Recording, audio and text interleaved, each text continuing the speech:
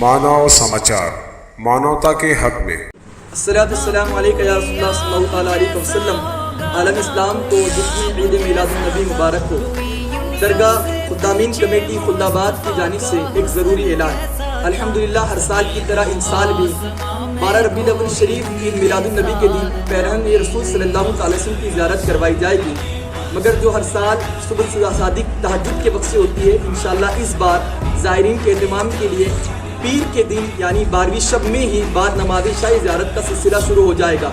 ये सिलसिला इंशाअल्लाह पीर के दिन बाद नमाज इशा से शुरू होकर मंगल के दिन ईद मिलादुन्नबी जिस दिन 19 अक्टूबर है, उस दिन ज़ायरीन जब तक मौजूद रहेंगे इंशाअल्लाह ज़ायरीन के लिए ज़ियारत का सिलसिला जारी रहेगा।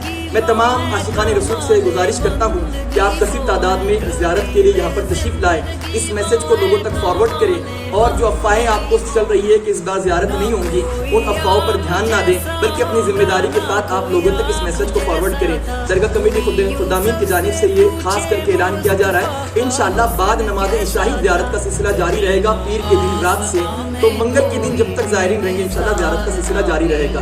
हम दुआ करते अल्लाह ताला हुज़ूर सल्लल्लाहु अलैहि वसल्लम की विलादत के सदक़े तुफ़ैल आलम इस्लाम पर करम फरमाए। दरगाह कमेटी खुद्दामीन की जानिब से ऐलान है, इस ऐलान को ज़्यादा से ज़्यादा फॉरवर्ड करें। अस्सलाम वालेकुम।